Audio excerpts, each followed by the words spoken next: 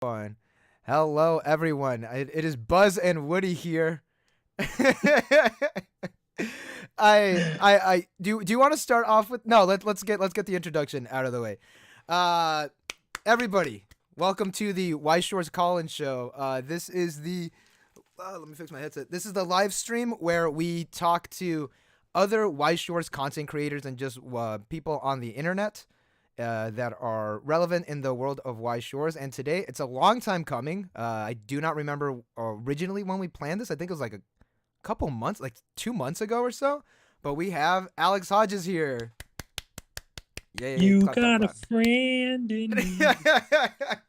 What's up, everybody? Dude, thanks for finally getting me on here. It really does feel like this has been a conversation for 4 months, and you were one of my first Weiss Schwarz content creators that I would tune into when I was new to the space. So it's a very full circle moment. Oh, don't say that. Don't say that. It's true. I mean, I subbed officially. Look, it says in the chat. 4 months ago. 4 months ago. But that's when I became like a member. But I've been watching the content inadvertently for a long time. So. Oh, thank you. I appreciate it. Sorry, I had something in my throat. I got a little torn up there. So for people that don't know, Alex Hodges is a huge collector in the scene. Would you say that you're like I think you are the face of Weiss Schwarz collecting? I honestly, I think I'm just the most obnoxious collector. I think because I meet guys all the time that are very low key, that don't have Instagram, Twitter, YouTube, and they'll just randomly have a max rarity deck that is worth like a quarter of my collection, and I just go, "Oh, I am a flea." I just think I'm the one guy that is focused on creating content around this amazing game, and I think that's why a lot of people will come in thinking like my collection's bigger than it is. It really just comes down to I talk about it a lot on the internet, so it feels like like I've got this crazy collection. And look, it's pretty sizable now, but I would say there's a lot of people out there that have amazing collections. Yeah.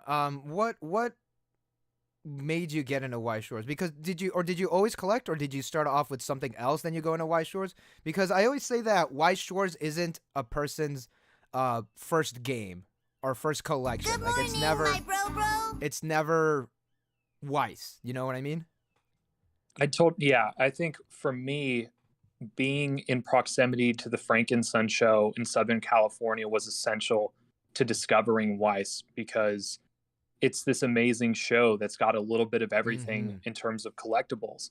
And Pokemon has been something, it's been like, look, for me, anything that's 1990s nostalgic, whether it's Sega Genesis, Super Nintendo, Nintendo 64, all has a very special place in my heart. And I collect a lot of stuff like Sega Genesis games and stuff like that. Pokemon was obviously in the same vein. Yeah. And when I started collecting Pokemon again in 2016, the collector in me truly started to emerge, where it was like, oh, because before that I hadn't really truly collected, like sought things out, taken care of them, stored them. Weiss came at a time, I think it was like mid 2020, I'm like relatively new. I was at Frankensun, and my best friend bought a Mona SP from JKTCG from Persona 5. And I'm a huge Persona fan. Like it's one of my top 3 games for PlayStation 4. And I'm going, what is happening? There's a Mona card. Why? How? And I got to meet June and Mike for the first time that day. And that was officially when the claws started to sink in. I didn't make my first purchase for another couple months because I was blown away by how expensive it was, which, by the way, back then compared to now, it was cheap. But yeah, that was definitely being at Frankensun's with my best friends who collected Weiss, having collected Pokemon before, definitely ended up making it, what it is today. Yeah. How long was the gap between starting off with Pokemon then moving over to Weiss Schwarz? How long was that gap? Probably 2016, when Evolutions came out, was when the collecting started to uptick to a point where it was something I thought about every single day. Oh, I hate that feeling, but yes, I know what you mean. Good morning, my bro. Yeah, so that's like when it went from like I just like buying this stuff to I'm driving 45 miles to an LGS to pick up a base set pack. Like Hmm. when your priorities start shifting around, the collecting is like I think when you're kind of entering into sicko mode. Yes, But yeah, exactly. I know 4 exactly what years, you yeah, mean. like 4 years between the collector dark me being born and my discovery of Weiss Schwarz, which was just like, oh boy, this is going to be crazy. Yeah, and do you think that your collecting has gotten I don't want to say better or worse, but has gone more frequent with Weiss Schwarz compared to Pokemon, or is it like an even split, or do you still doing more Pokemon as compared to Weiss Schwarz? I think with Pokemon, you can kind of bazooka buy things where there's just this large, I can buy 20 things in one day because there's so much volume of the product on Hmm. so many different marketplaces. With Weiss Schwarz, I will spend 2 weeks, 3 weeks, 4 weeks trying to find one card. It doesn't matter how much money you have or how many distributors you know or how many LGS you visited. It really becomes so difficult to find one card. And I think that kind of repetition almost builds like a weird addiction into collecting mice where once you finally get the hunt done, you're like, okay, where's my next target? You kind of Yeah, become this long distance sniper versus in Pokemon where you can just, whale all day on eBay and have 10 different cards. yeah, I know what you mean. It's like kind of like a claw game. Um, like if you just keep putting money in the claw game, but until you like when you actually win the claw game, it's like the best feeling in the world. It really is. And I just got a Toy Story visual from that. The I claw. didn't mean that. No, I didn't mean It it like was that. perfect. I We didn't know mean it you like did it. that. So are you more of a singles person, or do you like buy sealed product? Because in the picture that you sent me and the picture that I'm using now, it's a case. Are you The more one, yeah. so yeah, are you more of So singles or sealed product? I think the defining factor of my collection right now is straight up master sets. I don't know. And look, I've gotten into debates with people about is it a master play set? Is it a master complete set? I take the term master set I borrow it from other games where you Mm-hmm. have one of every set card, one of every non set card, and that in itself, whether it's a movie promo or it's the HoloLive cover of a magazine that had the Weiss Schwarz, HoloLive JP promo, like I collect all of those and I Yeah. enjoy I'm kind of a completionist with Weiss because one of my first goals when I got into it was seeing photos of complete sets. Like when you see Pokemon, if you see a base set binder, it's got the 102 cards. You go from start to finish. That's where the 16 holos go. And I'd never seen anyone do that with Weiss. And like as I started getting really close to my first complete set, I was like, this is the most beautiful binder I've ever seen. Like of any game I collect, this is the binder that I open up like it's an old book that I love and I just go through the pages and I'm like, wow. Yeah. Look at that. Look at the SR versus the double rare. Oh my gosh, the subtlety of the voiling. And that's kind of what my collections revolved around is building these master sets. And that's what I think I have the most fun doing now. All right. So another question is, what was the first master set you finished? You're gonna laugh. It's such a meme, dude. It's kind of embarrassing to be honest. It's gonna make me sound so basic. All right, then don't. No, now I gotta know if you say it like that. It was Rascal English. It, that's fine. Yeah. I like Bunny Girl. Yeah, it's for whatever reason, and this is look, keep in mind when I eyed Ephemeral Existence SP because that was the first card, that was the first SP card I ever purchased. Yeah. Something about that card, the art just spoke to me so much, and seeing Asami Seto's signature and memo on it, like it was just like, oh, that's it. That's what I want. Yeah. And once I had it, I was like, I really want to see the completed version of Yeah. this, and that's where that binder came from. So you have the was it the Worlds? No, it was Yeah, the Spring. You have that one? The mine? it's the Sunset Sky Yeah. BCS 2019 regionals. Yeah, Holy shit. And we're not gonna talk about pricing here. I don't want to. sure. Yeah, that's between you and your binders. Yeah, What was so you tried to so you get singles, right? To answer the question, you get so singles? it Okay. really comes down to getting singles. And like Mhm. back in the day, you could still buy singles on TCG Player. And for the people that, don't want to break the bank too much, you could also PayPal Pay in 4, Yeah. which was super helpful because Weiss is so not cheap. It's yeah, it's at least I think now, at least from recently, from what I've seen from the base rarities, like the double rares below, those have been Right. getting pretty damn cheap. It's everything above the double rare, the super rares, Yeah. triples, SPs, SSBs, SECs. Those have been getting pretty damn expensive. Have you seen the cat that posted the 10 grade Emilia for almost 10 grand on eBay? Yeah, we were memeing that pretty hard. Do you have you have graded cards too, right? I do. Yeah. Which one is like your most prized possession that's graded? Probably okay, so this is actually the greatest collecting story that I have, and I promise it's relevant to this. So I found a guy. I had been looking. I had been the annoying guy on Facebook that kept spam posting ISO WTB, searching of want to buy Endless Devotion and Presage Flower Sakura, and I kept posting those two cards. And finally, someone in the group DM'd me and was like, "Hey man, this guy just listed Endless Devotion on eBay," and the guy listed it for $700, which Mm, to a lot of people would sound like a lot of money, but for an English copy of that, yeah. I mean, that was cheap. So I went on the guy's eBay like profile page, and he had the Presage Flower Soccer in English as well, and it was below market value. And I was like, dude, what is happening?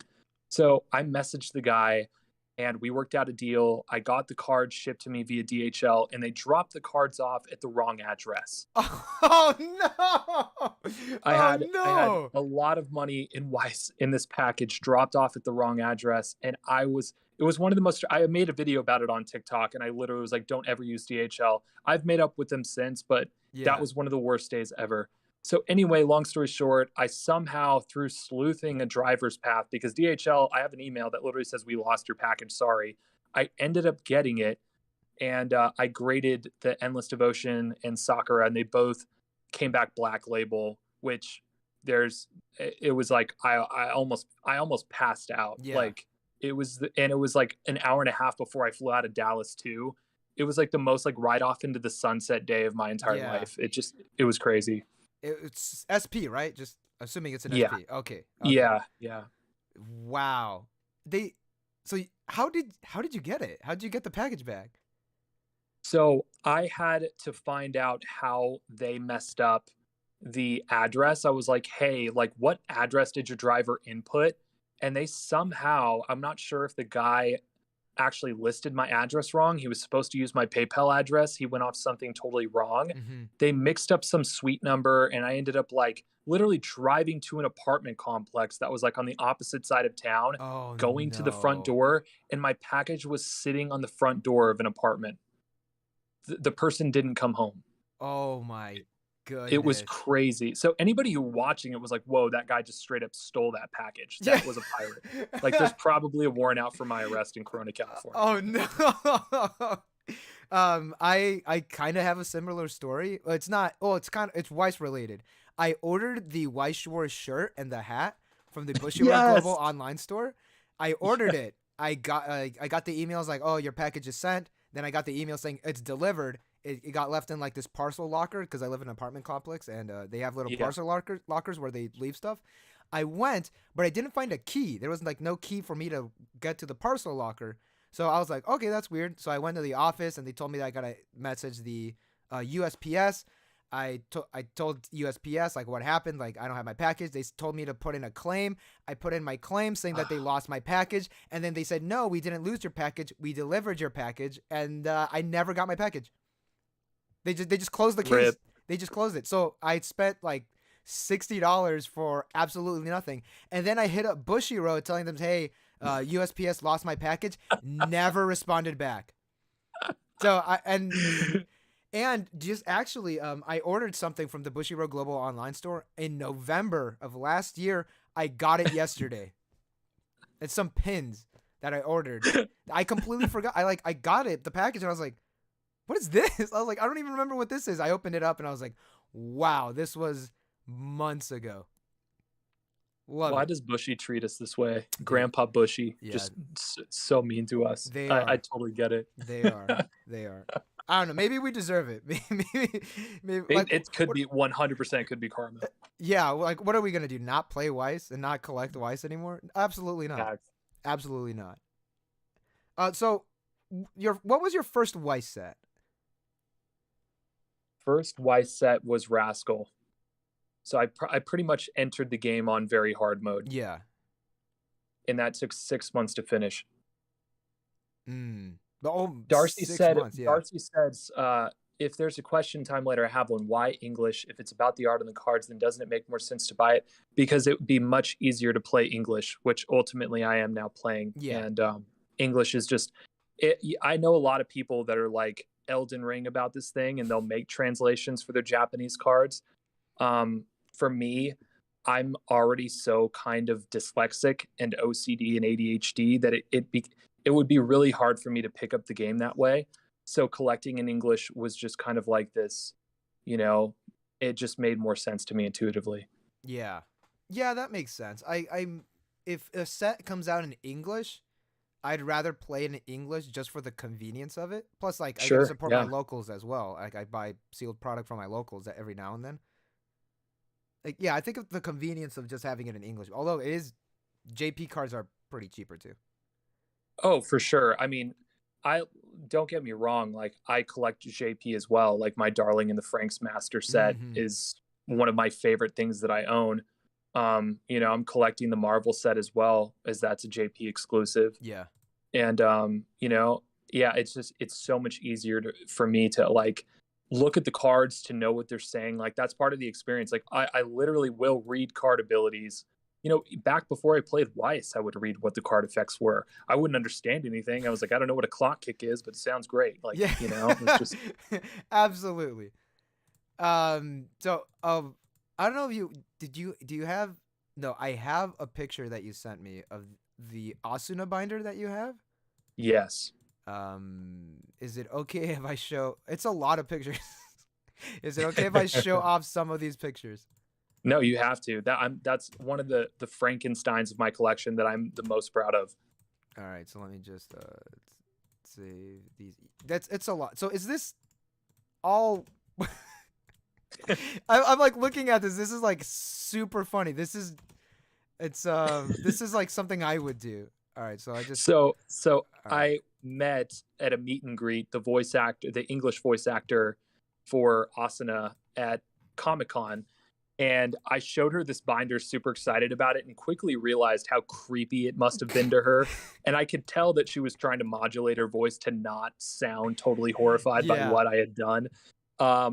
But yeah, it was definitely an epic moment. We got like a funny video clip together, and it was hilarious. All right, so shout out to Tim. Shout out to Tim in the chat right now. All right, what a legend. We are going to toss these in the stream. Do you have the stream chat? Oh, you do, because you responded. All right, so there's the first image. Let's go. So all right, so can you explain this page? So I have the idea was I'm sorry, this is so funny. Sorry, go ahead. So the idea was to have Asuna changing clothes. Mm-hmm. And I was like, hey, how convenient. There's literally a card called Asuna Changes Clothes. So like from SP to SP, as you turn the page, the framing stays the same, but in the middle, Asuna changes clothes. Yeah. From overcoming fear to lightning flash to beacon to lead group to vestige. And like, it just keeps going. Yeah. And like, it's funny because like, this was like, I was just kind of seeing, because I was doing chronological binders so much. I was like, okay, what about a meme binder? Like, what would be like the ultimate, like if I was just like the biggest like simp of all time, like how would my binder look? Like if I was a freak show and I was like, this is beautiful. And it turns out I am a simp. I love it. I love the way it looked. Started off as a joke and it turns out this is like the real me. Yeah. This is who I am, Mom. This isn't a fake. This is who I am, Jeremy Lee. Don't be scared. I'm a nice guy, I swear. Timothy said, "What a legend." Dylan, Alex inspired me to do the same with swimsuit Kurumi. Not even gonna cap. Nice. See, you got Dylan, your influence. that's so hard. And what makes me laugh about that is I actually have a binder that is exclusively the Kurumi box topper. The era Oh, was that swimsuit? yeah, that's the one with the errata. Yeah. Okay, so I'll send a photo. I literally have a binder that is exclusively that card, Yeah, and there's send it to probably me like on 50. Discord. Yeah, send it to me on Yeah. Discord, and I'll toss it on. Anime Sky asks, "How many pages do you have?" Yeah, how many pages are those? So it's one for every English promo and SP. I don't have the serial. I also included the SR, the kind of racier SR, because I thought that card just like made me laugh. So it's probably like 10 or 11, 12 pages. Oh, yeah, because I have 8 pictures that I saved. Yeah, the hardest part is finding Asuna changes clothes in rare, because they were $2 when I started buying them. Yeah. And towards like the 90th one, all of a sudden they were super hard to find. It was like, come on. So I could get the common ones, but the OCD in me is like, Yeah. no, you need the rares. You have to keep the legacy going. Yeah, I was gonna say because you bought them all. You think it's a possibility that you bought them all? But the only reason I was like okay with kind of doing a buyout on this card was because SAO is one of the few sets that's been reprinted so much, and it's just a common rare. So I figured from a yield standpoint, there has to be tens of thousands of this card out there. It Yeah. really is like not a rare card. I mean, it was $2. I paid $2. It's the waifu tax. Like, let's be honest. The $2. It's the Asuna tax. Yeah, it's the every Asuna time. tax. Yeah, It'll get you. Yeah, it's like she's like taking her clothes off. She's like changing her clothes. Of course that card's gonna be expensive. Yeah. Shout out to SAO chapter 16.5. Fuck. You know the number and everything for that. So okay, so you have Sword Art, you have Bunny Girl. What else do you have? So Sword Art isn't actually complete. It's a really difficult set to complete. I have most of the commons, uncommons, rares, and double rares. Yeah.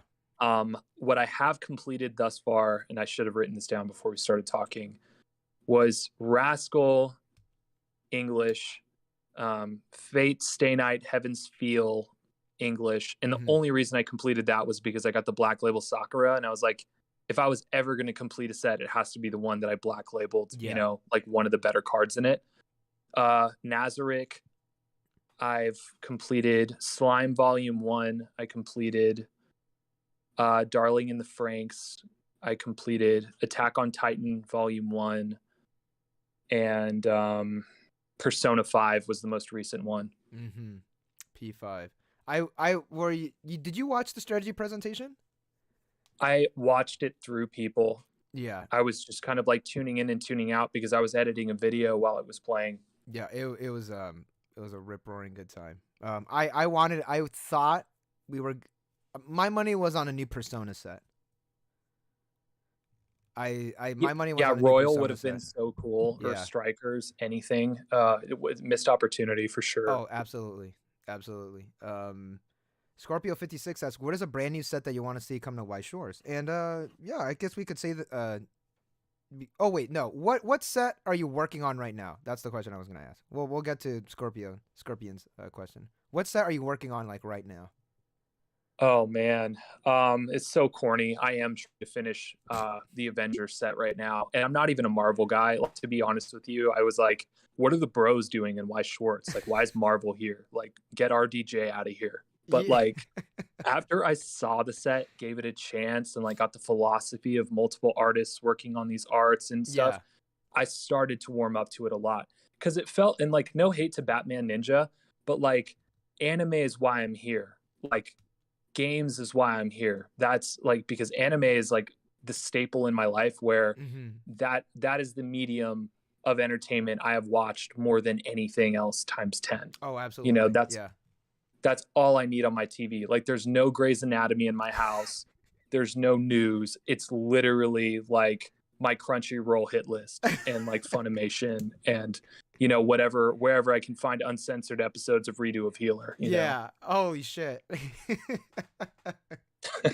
My when I feel like I've told this story before, at least like the older players or the older watchers will know. God, this was like forever ago.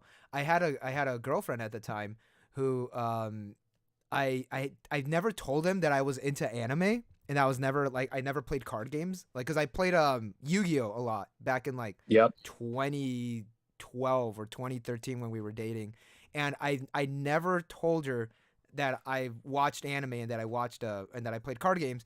And we were dating for like a year. She's never been to my house because I had like posters and like anime figures and up.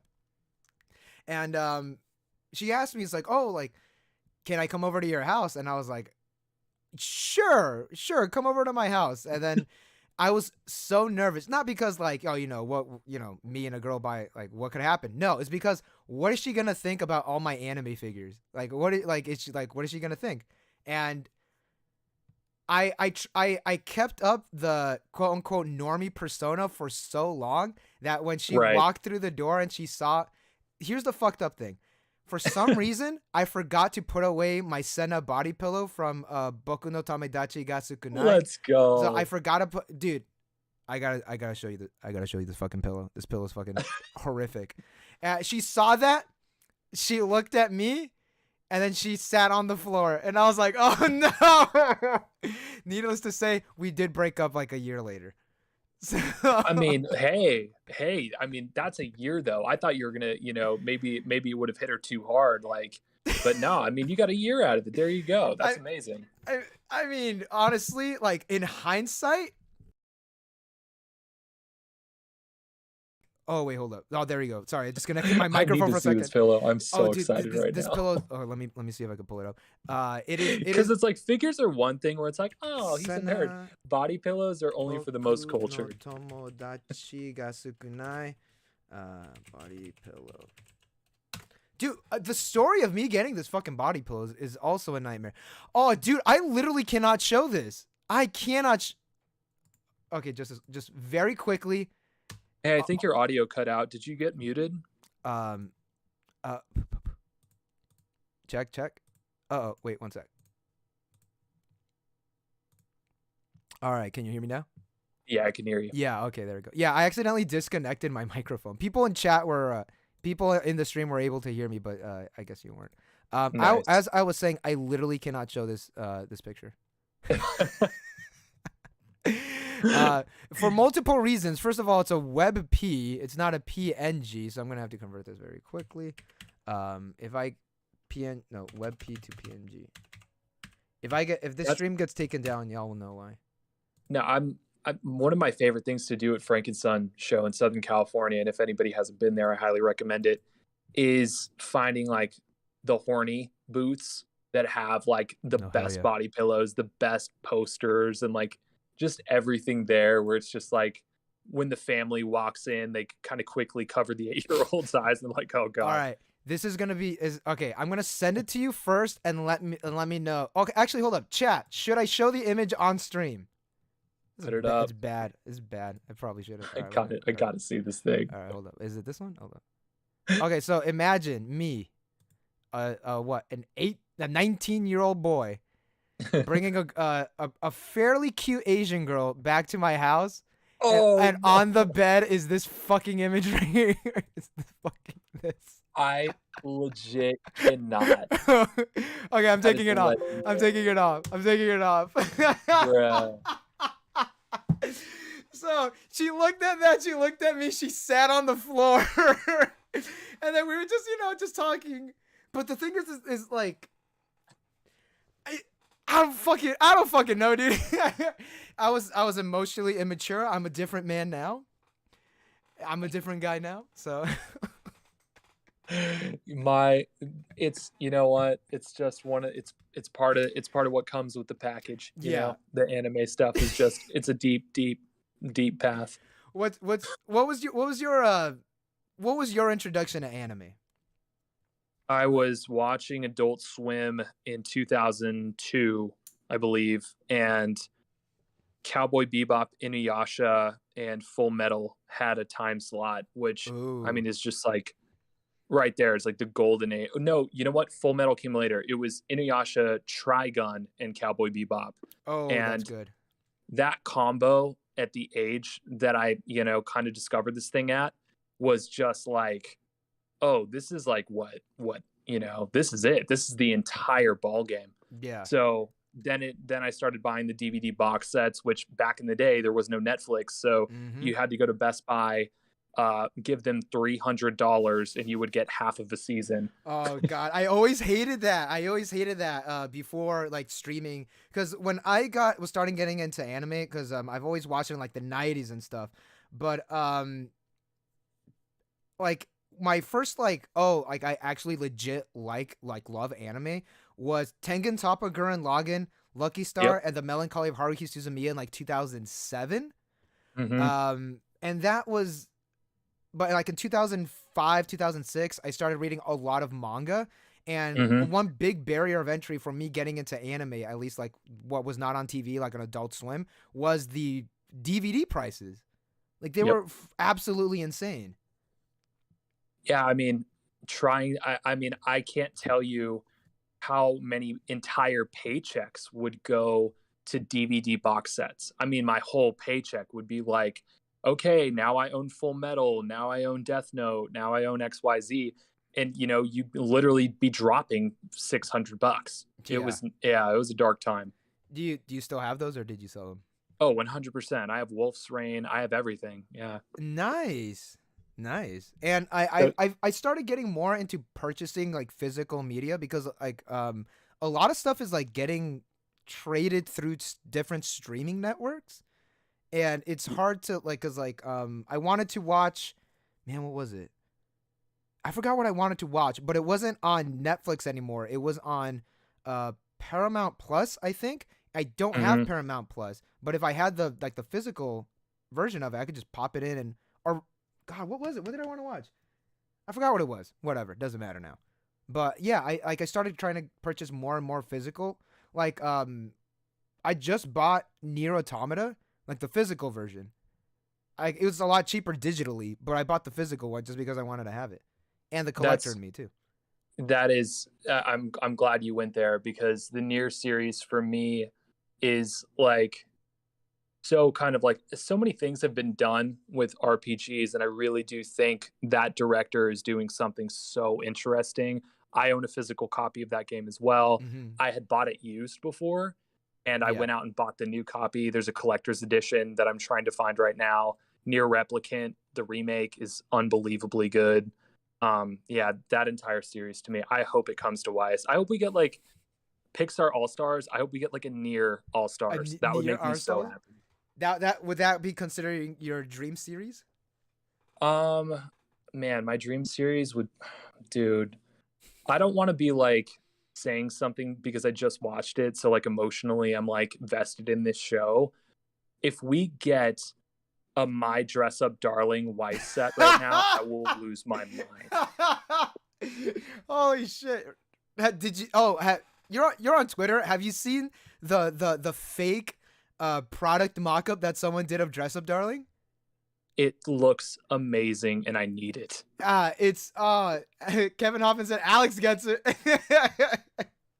And it's so lame because it just came out last week. Like, I should have said One Piece. I mean, obviously One Piece is off the table now. Yeah. I should have said Death Note. I should have said something like way more hardcore. But like, I'm sorry, I really want a Marin SSP.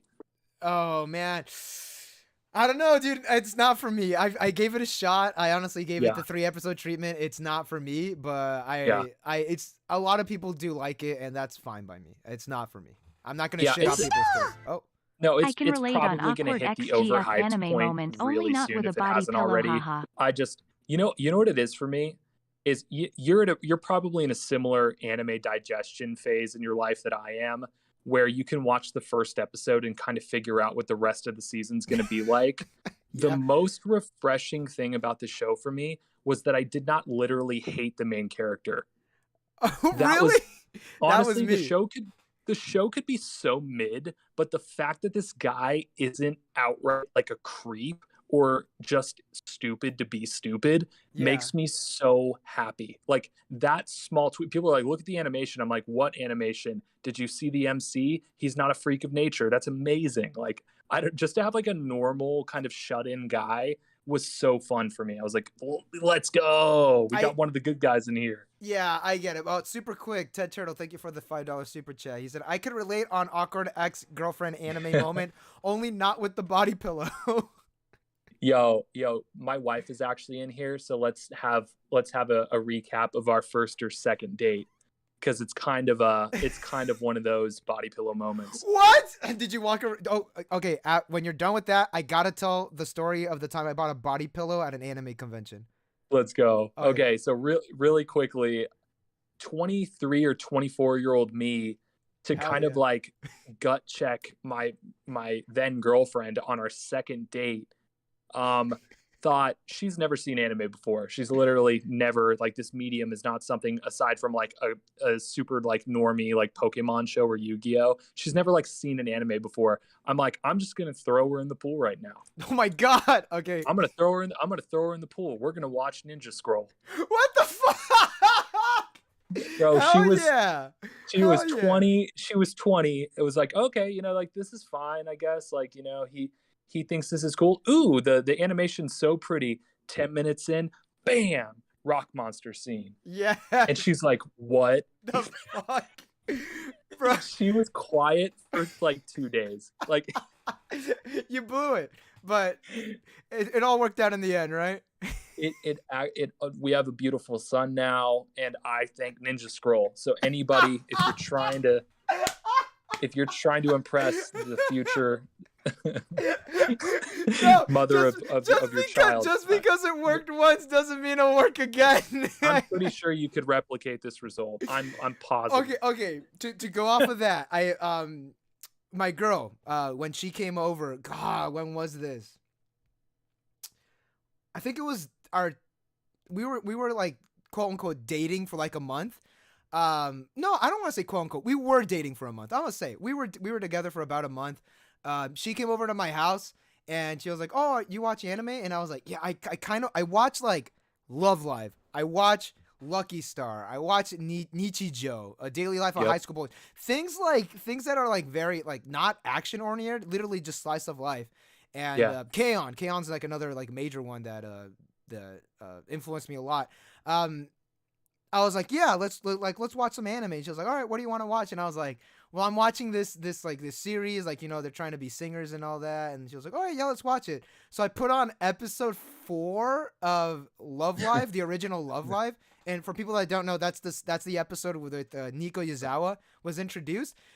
Hey, let me just say, that was the first time I kissed her. So, hey, it works. There it is. It works. So, it's the first time I kissed her. So, it was the scene where Nico Yazawa was yelling at them that they need to get better at dancing. And then we just smooched. Yeah, it happens.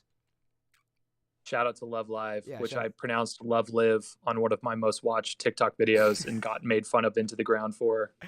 Don't worry. It happens to all of us. I did a quintessential quintuplets unboxing where I called Itsuki Ichika the entire 30 minutes.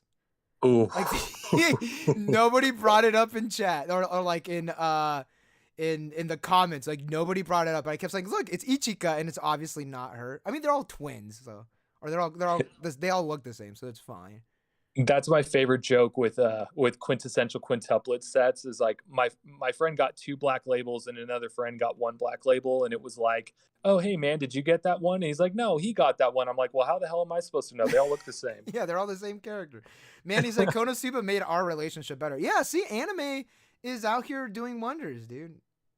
And Konosuba, this is my biggest thing with Weiss, is it's actually introduced me to so many great shows, which is weird. Absolutely. Konosuba being one of them, where I never would have watched it in a million years. Like, I don't know what a Konosuba is, but I saw, the set and I was like, okay, who is Aqua? Yeah. And I watched and I was like, this is one of the funniest shows ever. Like, it's not just like an anime, like it's one of the funniest shows, like, period. It's amazing. Yeah, it's super solid. All right, looks like everybody forgot that I was gonna tell the body pillow story. This is I my want to hear second the body pillow at the anime con story. Yeah. Okay. Shit. All right. So this is a different body pillow. It's not the Seno. I have a total of 4 body pillows. All right. Yes. The girl actually I don't even know if the girl knows that it's that I had them. The current girl. I don't even think she knows. I'll worry about it later. Hopefully she's not listening. I love you, honey. So so God, how old was I? I was 17. I went to WonderCon with my buddy Stefan and my younger brother Alex. No relation to you. Yes. We were walking around WonderCon. We were like, doing convention stuff, and there was a booth that was selling like anime stuff, and one of those anime stuff was I shit you not, a Yoko body pillow from Tengen Toppa Gurren Lagann. Let me see if I can find this picture. It's not too bad, but Yoko is Yoko's Yoko, yeah. Yeah, Yoko. Not Yoko. Oh no, Yoko. Yoko SSP. Yeah, body. Y'all will know. 36 Cancel knows. Shout out to 36 Cancel. What a legend. Oh yeah, he has a Yoko. Oh, there it is. Found it. He has a Yoko. No, not Yoko. He has a max rarity. Tengen Toppa Gurren Lagann deck. All right, I got the image. It's not even that bad of an image. But I'm like 17 at the time. There it is. Was this at Frankenstein or what convention was it? This was at WonderCon. There's the image. It's that. This is what I bought. So I was like, hey, you know what? I'm gonna go up to the guy. I'm gonna give him my $20 or whatever, and I'm gonna buy it. Let's take that down before YouTube shuts us down. So I was like, all right, I'll buy it. So he just so it was there, right? Inflated and everything. Like you get the whole pillow. He took it off the hook and he handed it to me. And I was like, oh, okay, cool. So I got it. So I was walking around the convention with his body pillow. Then I was like, wait, hold up. My mom has to pick me up. Yeah. So I had this huge body pillow and I was just walking around and I was like, yes, double-sided. And I was like, oh, fuck. What do I do? So I tried to squeeze the air out, try to stuff it as small as possible to put it in a bag. And the only bag I had was a really see-through yellow bag, and so I just stuffed it in there. You could kind of see a foot, but I was like, all right. So my mom picked us up, and my buddy Stefan was like, Fern, you want to sit in the front seat? And I was like, absolutely not. And he was like, okay, I'm gonna sit in the back seat. You can sit in the front seat. I was like, no, I'm sitting in the back seat. And then my mom was like, why aren't you sitting in the front seat? And I was like, oh, because Alex wants to sit in the front seat, and he says, and I quote, I get motion sickness. I have to sit in the back seat. And I was like, oh my God, no. So I sat in the front seat. I had the pillow in the bag, stuffed between my legs. And then my buddy Stefan, I do not talk to him anymore. He was like, so Alex, what did you get? And then my brother was like, I got this. And then he was like, all right, I got this. Fern, what did you get? And I was like, oh, it just got a couple comics. He was like, what's in the bag? And I was like, I'm going to murder this guy. A very large comic. I was like, yeah, it's it's nothing. It's nothing. It's just a bag. And then I ran home into my room and I threw it into the bed and I was like, why did I buy this? It's one of those impulse buys. When you're 17 and you're you look at something, you're like, I have hormones. I'm gonna buy this. It was one of those purchases. It was exactly one of those. Yeah, my entire last defining trait of the last 3 years was impulse buys that turned into a huge collection of things. That's I had the funniest picture of in my head of one way you could have tried to cover it up is putting a shirt over her. Oh, that's that's smart. So that's smart. Put that's old smart. WonderCon hoodie on her. Be oh, what a well dressed body pillow you got there. She's wearing clothes. Cozy. I swear. What is it? Explaining to mom that this lily is actually a 300-year-old dragon. That's the worst.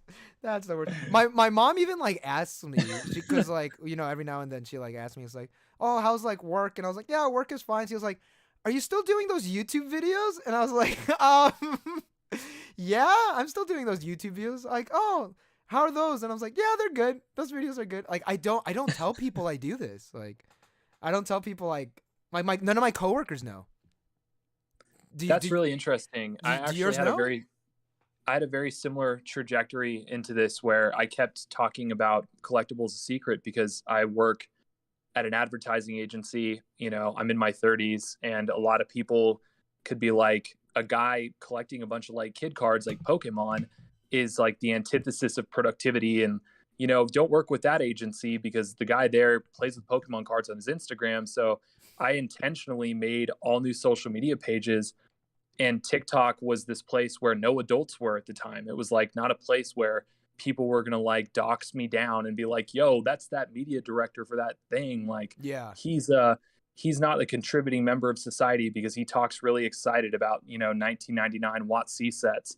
That it like literally was a secret. And then it became not a secret because TikTok is like the one platform where you can post something as simple as like someone mailing you an ancient Mew, and it can get, you know, 1.2 million views in a week. And you can be like, oh, snap. Like, people are seeing this stuff. And so that was like one of the questions. Why did you? So that's one of the reasons you chose TikTok. That was the question I was gonna ask eventually. Why did you choose TikTok as opposed to like YouTube? So there's three reasons, I think. The first one is, you know, this YouTube videos take a really long time to edit. Yes. The production is harder when you're shooting in horizontal because like you need more of a stage, you need more of like a cleaned up area of a room. You kind of need more production, period. Like there's more asks. Editing in Premiere takes forever. What was so enamoring about TikTok was how quickly I could make TikTok videos, and how big, you know, a video could get being so organically created. Like, one of my favorite creators on TikTok is a guy named Nate, and he would just film himself walking into Target, opening a pack of Pokemon cards, and whether it was $3 or $300, it was really fun to watch because you're watching a guy being himself, having fun. And it was really cool in 2020 because no one was having fun in 2020. And it was like a reminder that like, hey, this is like a dark time, but like you can still find shelter in these things that you're passionate about. So at that point, it was like, well, what's stopping me from doing that? I'm already collecting. I'm already driving 15 miles to get an edition pack from this LGS. And then I started realizing, like, on TikTok, it geo-targeted people. So like when I was like, hey, I'm at this LGS in Riverside, because like I was like, I wanted to shout out the small business. The small business, the next time they saw me, would be like, bro, like, we had a line out our door for like 2 days. Like, thank you so much. Like, because we were going to shut down. Like, we were going out of business. Like, thank you for shouting us out. And at that point, I was like, oh, so not only like am I getting views, but I'm helping like card shops sell stuff. And that for me was like, I love brick and mortar businesses, man. I'm kind of a hater on Target and Walmart and like Amazon, not because I hate cheap stuff and I love actually going there and like looking around and doing what everybody does. I just hate that it's killing small businesses. Card shops to me, I grew up in. So like, it's especially like a thing. It's like a pain point. Like, I saw a bunch of LGS go out of business in 2020, and it really like affected me mentally. And like, I was like, I don't want that to happen to any of the shops I know. I don't want any of the dorky card collectors with business licenses I know to file bankruptcy. And so like a lot of my content now is, yes, about the collectibles, but it's also about the places that I go to. And, you know, I don't know, man, like I really care about that stuff. And then TikTok, again, to circle back to what I said originally, super easy to make TikTok videos. Anybody can make a TikTok video. Like, I just want people to realize that like anyone can go viral on there. Damn. You said there was a third reason. Third reason. Okay. So we talked about time constraints. We talked about geo-targeting. The third reason was what we discussed before, which is I knew no one on TikTok. So I felt kind of reclusive. Like, I felt like I could be any Alex Hodges on there. Like, it wasn't like Alex Hodges, the media director. It was like Alex Hodges, just the random guy. Yeah. Damn. Yeah, that's so there's more to TikTok than just dances. It's so funny. That's the number one thing I get when people are like, so like, you dance? Oh, you dance? I feel like that's the stigma against TikTok right now.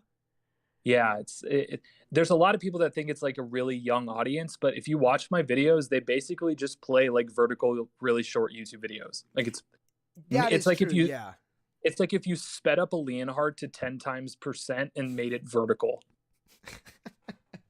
I mean, yes. I think that's like also kind of why I gravitated towards TikTok for more like consuming content, because like although I don't have a TikTok, my girl does, and she always like, hey, look at this.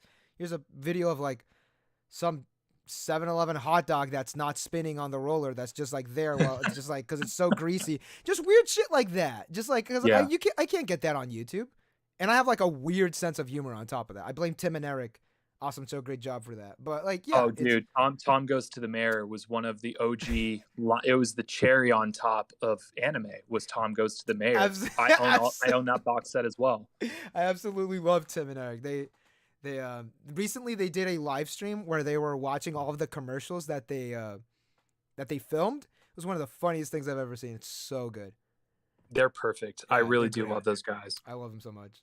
Yeah, well, I'm glad. I'm not the only one. Have you watched I Think You Should Leave by Tim Robinson?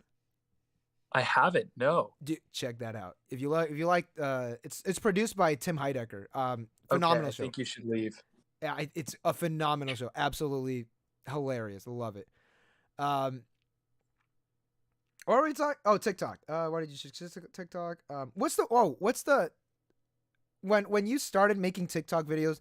Were you were mainly doing Pokemon TikTok videos, correct? It was a mix. So, like one day I'd be playing, the OST for Zelda on piano. The next day I would be showing people how I use top loaders and card sleeves. Like I said, it was such a mix in the beginning because it was more about just getting to express like the stuff I'm actually passionate about. Like I don't watch sports. Sports for me is like, it's fine. It's like in the peripherals. The things that I think about are like how fast I can get supersonic when you connect Sonic 3 and Sonic and Knuckles. So like my original content was really just based around anything I cared about. Yeah. The Pokemon content did really well because I think it's something I need to do better with Weiss. Is like, it's funny, we're in bands, so like we have this like you probably know what I'm talking about. Like when a guitarist in a band gets really sick of playing their most popular song. Yep, I do. They're like, I don't want to play that shit ever again. I only want to play my new stuff, and people will be lucky to hear my new stuff. Yeah. So a lot of content creators with Pokemon would never talk about really basic, really obvious hits, like stuff that most normies are really curious about. And I don't even see normies like in an insulting way, but just people that, haven't had the time to really dig into it the way that we have. So what I would do is kind of just like, hey, like there's this no damage Ninetales, guys. And hey, Ancient Mew had 3 runs. And a lot of collectors would be like, oh, everybody knows that. That's been written into the United States Constitution. Everybody knows about a no damage Ninetales. Like I was having fun educating people that weren't in the hobby. And like, that is what took my TikTok kind of like from like just being like a pastime to like, oh crap, like the views are getting a lot higher and like a lot more people are noticing stuff. And so Pokemon kind of became the mainstay by accident that way, where it was just like, I enjoyed bringing the value to people that were curious and I was collecting it anyway. So it kind of just was like this happy intersection of timing and opportunity. Oh man, that's so nice. I tried to do other things on my channel, not just Weiss Schwarz stuff, but YouTube doesn't like that. YouTube likes it when YouTube really likes it when you're just like, this is your channel. Like variety content on YouTube really does not work well, which is a damn shame. And that's another reason why I think TikTok might be the future of video, of content consumption. It's just, we were talking about it today. It's really frictionless, and it's not been co-opted by NBC and CBS yet. So when I go on TikTok FYP, I'm not seeing like on the YouTube homepage, here's the biggest YouTuber, Stephen Colbert. And it's like, that's not why I'm on YouTube. Like, I don't like Stephen Colbert is fine, but like, I'm not here to watch him talk to Tom Holland. I'm here to, figure out what's inside the Quint set. or like what the most expensive Weiss cards ever made were, Yeah. or why the Spider-Man promo only came out in Japan. Like, I'm trying to educate myself on this platform. And I know TikTok, again, it's like the dancing cliche, but I learn so much useful, weird stuff on that FYP because it's learned what I watch. And it's like, hey, we're going to DJ you a minute-long video about how to make all your shipments way cheaper when you're doing international. Like, there's so much stuff you can pick up from TikTok really quickly, where like YouTube just feels so corporate for me right now. And another thing that you just mentioned was that it's really hard to grow on YouTube. That was that's a fourth reason that I was on TikTok. It is so freaking hard to grow. Like, I have friends that have, the most beautiful looking like podcast setups, and like they have the beautiful lighting and a beautiful studio behind them, and they cannot break 400 subs to save their life. And it's like, it's not because the content is bad. It's because these algorithms are like, hey guys, let's watch Stephen Colbert talk to another celebrity. Let's watch another like car karaoke. And it's like, it's really sad to me that YouTube is this way, because I remember a very different time where YouTube was all about small creators. Yeah. Oh, dude, I totally agree with you. So that we know the Weiss Schwarz scene on YouTube. It's me, the Clock Tower, 36 Cancel, all these cats. Very play focused, meta focused, and then I'd say with you, it's really high level about the set build outs, etc. Yeah, and so on TikTok, what is the Weiss Schwarz scene like on TikTok? So some of my best Weiss videos, obviously there's the pull videos. I pull an Unbending Fighting Spirits SP, and that's kind of a boon. It's, oh, he pulled the chase card, me likey. Like, it's just like the most basic vanilla, like you get a viral video out of it. Yeah. But what shocked me was one of my longest and most information dense videos. I mean, it was really high level, minus me saying love live, I hate myself. That video shocked me. It was a kind of a really high level breakdown. It was like a 2.5-minute video about the makeup of the Rascal set, the master set. I listed every single Seiyu. I listed like all the different promos and how they're gotten, like basically went through the how to platinum trophy this set. Yeah. And I was expecting that video to tank. I really thought it was going to be horrible, because I'm like, no one wants to hear you talk for 2.5 minutes about my Sakurajima cards. Like, no one cares. And that video did so well, and I was so excited. Like, there's an audience for high level excited collecting Weiss. It's just like, like no one's really exploring that. A lot of the content, and it's the same problem with Pokemon, is people just want to open packs on camera, hit the chase. You get a bunch of comments. It's like, GG's, bro. And like, that's your video. Yeah. And, I just became a dad 6 months ago. I'm running a company, and I want to be the guy that's making like the high level content. But right now, as of late, it's been harder. So I am leaning into the more like, yo dudes, yo bros, I got Marvel, we're going Tony Stark hunting, bros. Like, I am doing that, but it's just kind of a stopgap until I can get some free time again. Oh yeah, it's the one thing about content creation that that I absolutely hate is the time consumption of it. Oh, it's so hard. Yeah, especially YouTube. It's such a grind. I'm working on my YouTube this year, by the way. The next time we talk, hopefully it's on my YouTube channel. Okay, I'll for sure. I'll send me a link. I'll toss it in the chat too. Awesome. Yeah. How often, or like how long does one of your videos take? Because for me, when I write I have to do the research of the actual cards first. I gotta write the script, then I gotta film it, then I gotta edit it, then I gotta toss in all the images and export, upload, all that. For me, at least takes like around 4 hours of work. How long does a typical Alex Hodge TikTok video last or take? It's interesting. It's probably about the same amount of time, like 4 hours to 5 hours, and it used to be much shorter, because I would shoot on my phone and edit on my phone in Splice app. But as time went on, and like, again, I did like the band guy thing where I'm like, I'm so tired of playing Jump. I'm in the band Van Halen. If I hear that song one more time, if I hear Jump one more time, I'm going to throw myself out of the tour bus. Like, Yeah. I got so sick of my own greatest hits that I started challenging myself to make better videos. And so it's like one of those things where it is taking me like 4 to 5 hours. It used to be way shorter. 4 to 5 Like, hours. dude, TikTok videos, like literally you can take all your Instagram stories from today, download them to your phone, put them into Splice app chronologically, chop them up so the shots don't get boring as you're watching them, put a trending TikTok audio on them, be like, hey guys, here's what I did today. I showed up to Top Deck Key, purchased this pack, then I brought it home, then I opened it. Like, it's so easy to make all that content on your phone. Yeah. But again, it gets so monotonous after a while, and you start to feel like a caricature of yourself if you keep doing it. You don't really point the camera to your face and walk and talk, do you?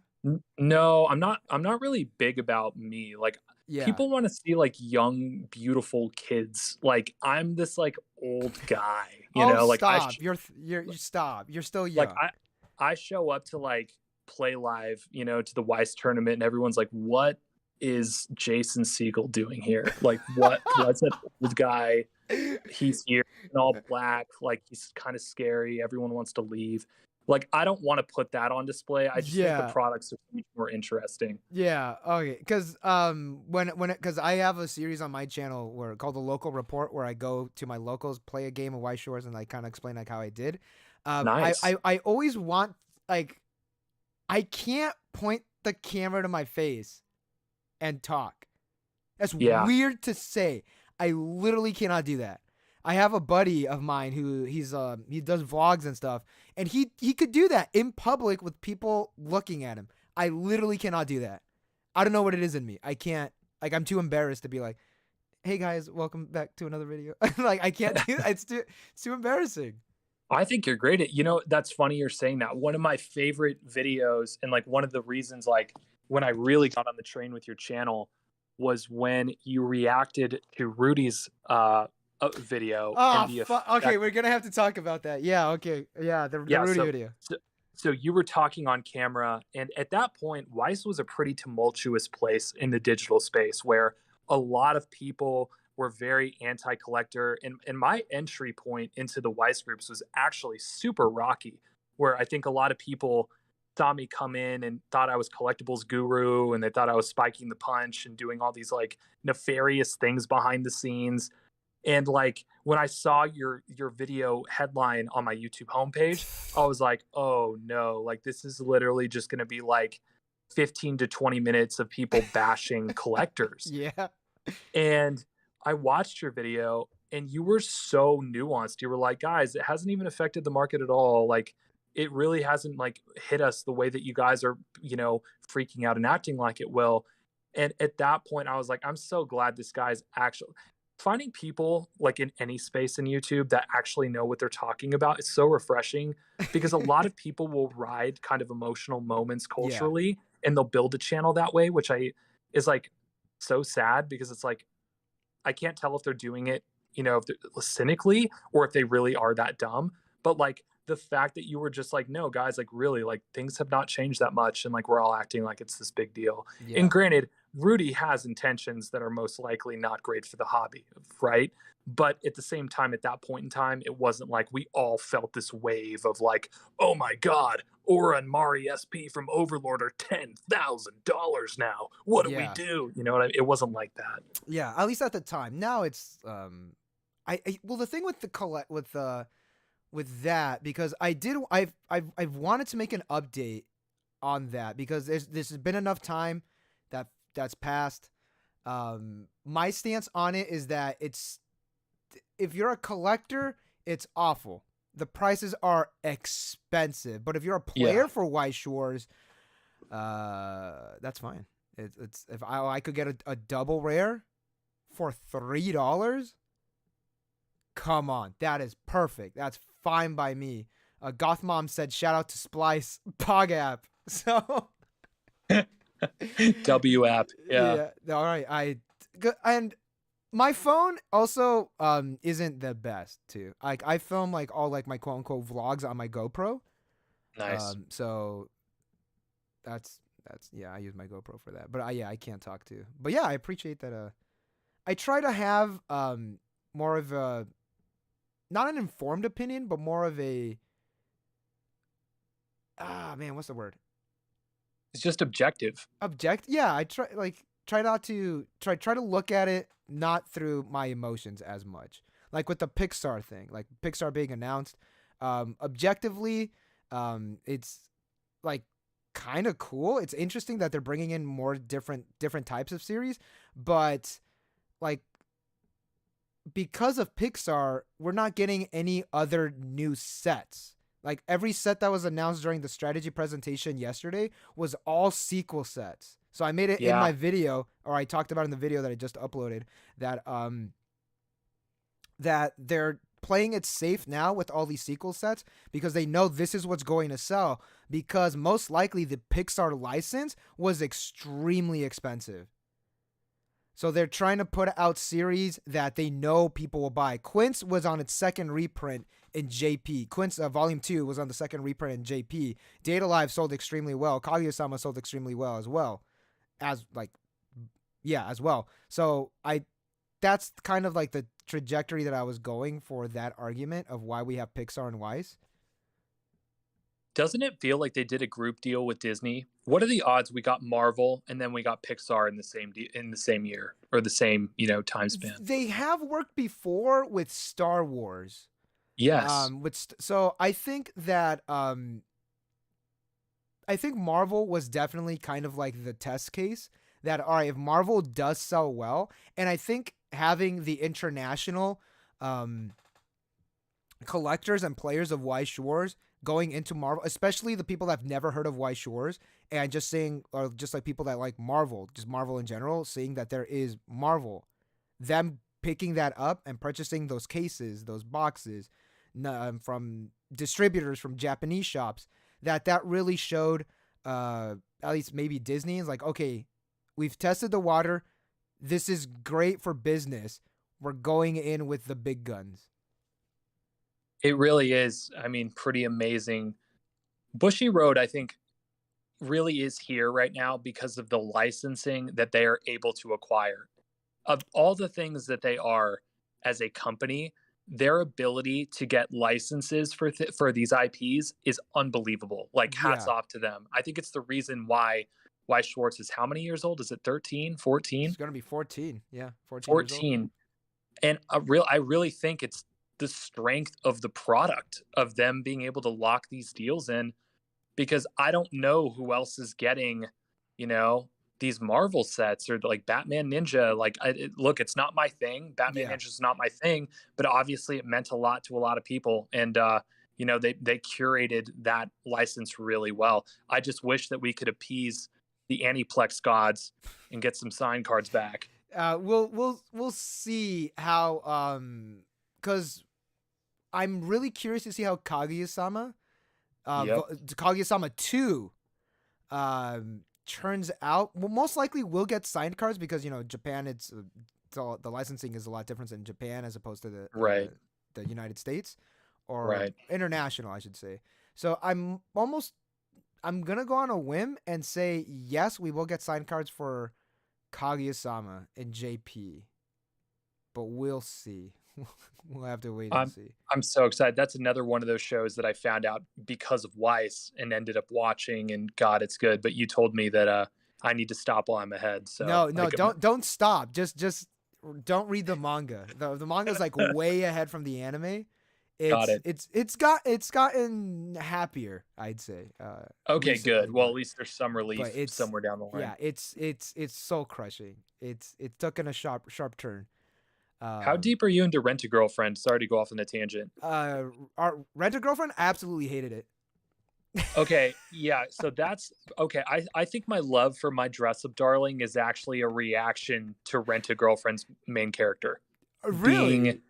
Being this guy who for 300 chapters, I mean, we're talking like for a biblical amount of time, this guy cannot get his act together. Yeah. And it just murders me that we can't get any character development from this guy. It's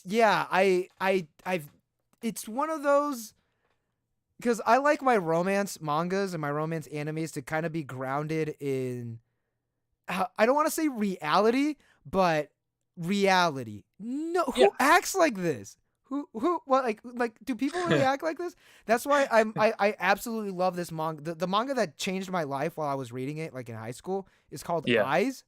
Who's the Yeah. artist? Someone let me know who the artist is. Eyes is one of the best mangas I've ever read in my life. It's one of my favorite like romance mangas, and because it's like the characters like they're not goofy. they're not like dumb. They're not goofy. It's weird. Oh, so Luke in the chat is saying there's finally a path to the end, to an end for the newest chapters. I think he's talking about Rent a Girlfriend. Someone asked if I hated Rent a Girlfriend. No, I don't. I actually watched the show and I think it's super funny. Just me, okay, I hate like, Rent a Girlfriend. Okay, to Quint's credit, Quince was written with a beginning, a middle, and an end. Yeah. Like there's a man, I don't want to get political here, but I just feel like studios can start to see the money pouring in and it becomes less about the story and more about keeping the cash cow mooing. Yeah. And I just feel like with certain shows, there might not be that much story to tell, but there's a lot of money to be made. So they'd like, hey, like we're going to do our 19th flashback and, oh, Shizru's mad at him again. And it just like at a certain point, it's like, at least let your main character evolve a little bit so that there's a reward. Like for me about the, like just broadly about the anime medium, one of the most beautiful things about the stories is that you are watching people grow. Yeah. Like, why is Kenichi, the mightiest disciple, such an awesome show? Because we watch him go from like a little dweeb who's completely helpless to being a badass. Like, and that is such like, and look, it doesn't have to always be like, a fighting show or shonen, whatever. It could be like a slice of life or an ecchi. As long as you're seeing people like kind of coming of age, like that for me is like one of the most special parts of that. And when you get denied that in anime, it just feels bad. Yeah, I totally agree with you. I think we've covered everything on our list. You want to take some questions in chat? Yeah. All right. Oh man, There's someone said something that was interesting. I can't remember. Yeah, I'm scrolling like all the way up right now because we've missed a lot. We've missed a lot. Am I excited about the Pixar sets? I'm kind of excited about the Pixar sets from like a peripheral sense. I really want to see how the world reacts to them. I love Toy Story. Like it's something that, we saw the last one in theaters as adults. Do I want like a Woody card with like his shiny badge and gold foil as the SP? Like, do I need to have it? I don't know that I need to have it. I think it's really cool and I'm glad that it exists. I don't know that it's like a binder that I need to make. So you want to full set a Pixar? Yeah, because we talked about this earlier. Like I get really weird where if I have one card from a set, I need all of them, and that's kind of like. So when I think about the set as a whole, I'm like, do I want the set as the whole? Yeah. Manny asked, how was the transition from collector to player? That's interesting. That's an interesting question. Shout out to Manny. Manny's a legend. Yeah, Manny from Play Live Nation. Shout out to one of the best locals in SoCal. I think that Weiss has one of the steepest learning curves of any game that I've ever picked up. And what's weird is I don't say that as a complaint. I say that as a strength because just like Nier Automata or Bloodborne or Elden Ring, when it takes you a minute to get comfortable and to find where the bottom of the pool is, you actually have more of an appreciation once you do. One of the biggest things I love about playing is that it reminds me of, so I used to play poker at a fairly high level, and like a huge thing in poker, like when you're attempting to be profitable, is thinking about things in terms of game theory and trying to be game theory optimal. And with Weiss, there is so much variance and there is so much game theory to where I'm card counting. I'm making sure that all my climaxes are still here or they're still there. Or, hey, I've got, 3 Ks in my hand right now, which means I only have one left. That to me is one of the most mesmerizing elements of this game, where I think my wife told me that I woke her up because I was screaming about a match in my sleep. Apparently I was yelling about a match that I had earlier in my sleep because I've been thinking about getting better so much. So yeah, switching from collector to player has been super rewarding because it's been a high learning curve, but it's been a rewarding one. And I seriously recommend to anybody that's like, I'm going to throw all these cards away because they're not worth 1 cent. Don't do that. Like, look up a card list, make a card list, go to a tournament and get crushed. You will be addicted. It's so much fun. Yeah, you're not going to Springfest, are you? Oh, for sure. Oh, you are. You have a team? Is it? No. I'm just going to be a free floater. Oh, damn. I should. Oh, god damn it. I already have a team. I should have asked you. I'll just be like in poker, you call it railing, where you just like hang out at the rail and like root for people. Yeah. Just be like, yay. You know, that'll be me. I'll see you at the SoCal date. We'll go get fried chicken afterwards. Wait, are you vegan? No. All right, not at all. We'll go get fried chicken afterwards. Yep. This is not a question. This is a comment. I love your involvement on the global and national Weiss Schwarz Facebook groups. That's towards you. For me, like, having been like a kid that was in LGS and seeing that like the global groups are basically just a really, really big game room. Yeah. I feel this affinity to these digital spaces. Like, it's funny. People talk about the metaverse all the time, like the metaverse crypto. And like, I don't go the metaverse crypto. I go like the metaverse community. Mm-hmm. Like, I literally feel like I'm in a physical place when I'm at Weiss Global.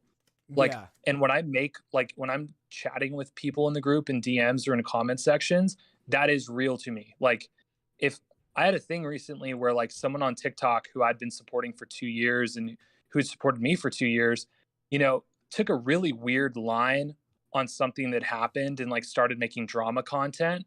And I was like, I felt like I was going through a breakup. Like, it really affected me, like it would in the real world. Yeah. And it made me start to realize like, that's like, I'm trying to recreate the 1990s atmosphere I had in these groups, where it's like the people in the room aren't helping you because they want something from you. They're helping you because it makes them feel good. And like, that's what I want to impart on anybody that I touch in the community. Mm-hmm. And I don't mean touch in the creepy way. Yes. I assume that's that much. I mean everybody that I touch in the community. Hell yeah. This is from Ted Turtle. It's not a question, it's a comment. This is why I totally respect Alex Hodges and Lunchbox.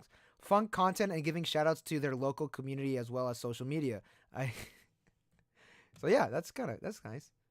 That's what I think people miss. People always get focused on clout. You know, they get focused on view count and like count. And it's like, no, there's a utility to what we do. Like, if you can take eyeballs and bring them to things that you care about, like, you can save businesses. Like, it's that one-to-one. Mm-hmm. And like, it can be used for the wrong thing, like it is all the time, which is why we end up with like huge drama channels that just like distract everybody from like all the good things that are happening. But like, seriously, dude, like the amount of change I've been able to like kind of just like, I don't know, make happen with a stupid TikTok account on like this kids app. It's been like faith in humanity restored. Like, it's been really cool. This kids app. This is from Dandel. I definitely agree. TikTok, unfortunately, isn't in depth about Weiss, and I'm guilty about opening packs just for the camera. Alex definitely wants to talk about Weiss more in my videos. He's one of the first fellow TikTokers, and on there that was doing Weiss content. It was literally me and Dan. I think when I first opened the Weiss Schwarz hashtag, coming from a social media background, like, I get really nerdy about the stuff. And I was like, ooh, Weiss Schwarz, like, how many video views does it have in total on TikTok? Because you can check like an entire word's like hashtags and views, you can see it. And literally when I first opened the Weiss Schwarz hashtag in 2020, there was like 2,000 views. And it was like, no one knows what this is on this app. Ooh. This is crazy. Like, it didn't exist on the app. It was nuts. It's my turn to shine. Was that what you were thinking? It was actually the opposite, where I was like, oh, I'm buying into something no one gives a care about. Like, no one cares. Like, so it was almost the opposite. Where it was like, I'm gonna start posting all these videos about my lawn bowling. You know, you know what I mean? Yeah. So I was like, obviously anime pops off on TikTok, but yeah, the leap to Weiss was a weird one. This is actually a question. Will you be at Frank's this weekend for Mushoku Tensei? I'm going to be Top Deck Keep on Friday, I believe, with my friend Thomas picking up Mushoku. And then Saturday or Sunday, depending on how crazy it gets, because I'm doing a bunch of stuff with work right now. Yeah. I think it's a 50-50 for Saturday or Sunday. Are you gonna be picking up Mushoku Tensei? Oh, of course. I have two cases, one trial deck case that I'm keeping sealed, and then one that I'm opening. Oh yeah. Do you have any? Do you collect sealed? I don't most of the time. Mhm. So like the first time I ever bought a master case was for SAO Alcization Volume 2. And it was specifically because of my Asuna binder. Yeah. And I was like, I don't care how bad the odds are, I'm going to at least try to pull an Asuna serial. And I started thinking about the fact that I spent $2,000 on a 1 in 16 chance. And if we think about game theory, that's a really, really weird way to spend money. So it ultimately has become the first thing that I kept sealed, because I was like, imagine the heartbreak of opening that box and your serial card's not there. Yeah. So it honestly, the only reason that box is sealed now is because I can't bring myself to be brave enough to open it. What if With it's Yeah, what if it's in there?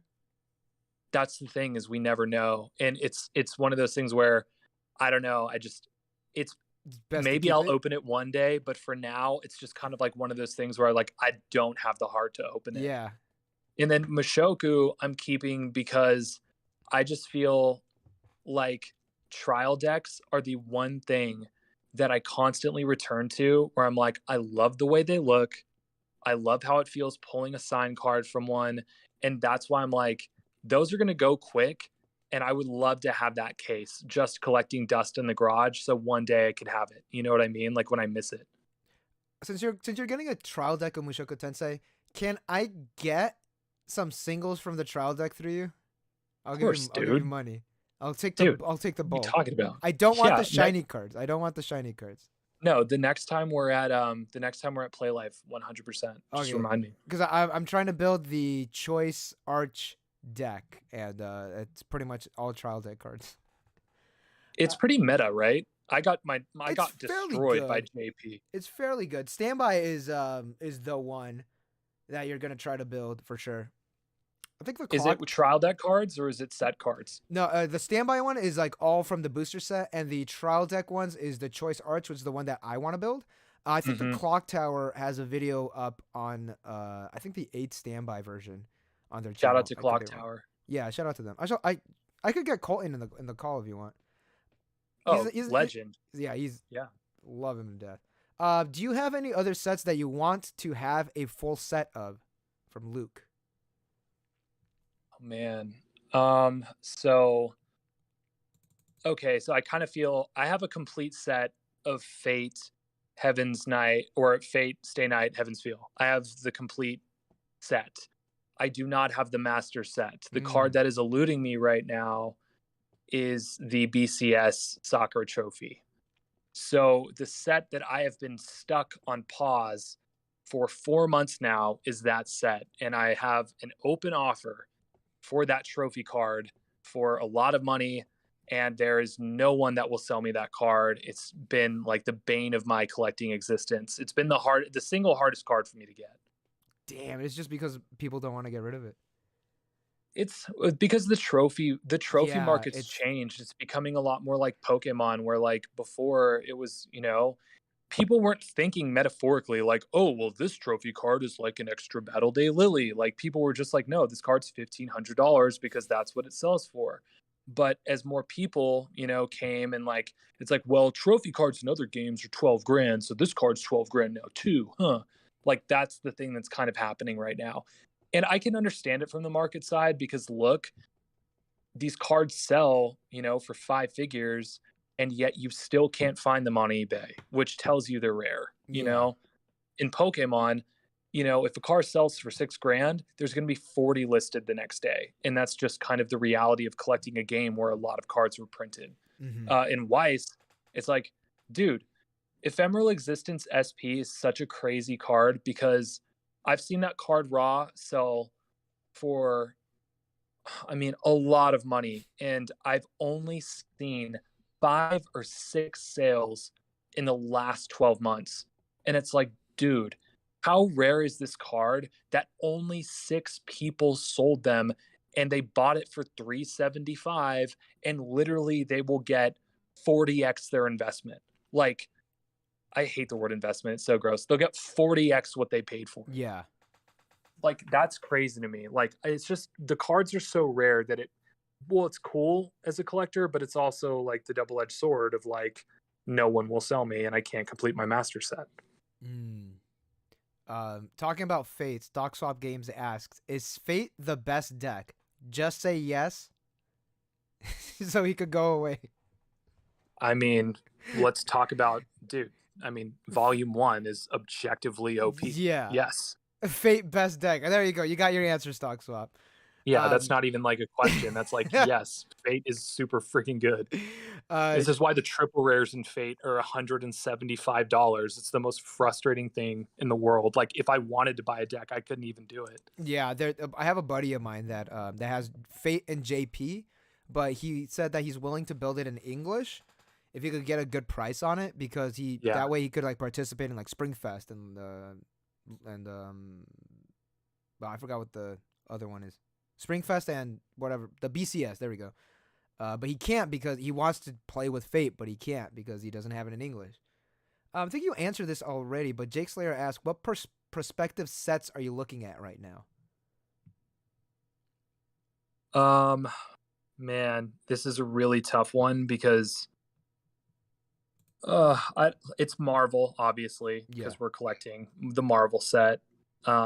Which is kind of embarrassing, but you know, it is what it is. I do really like the set. I think it's really cool. I'm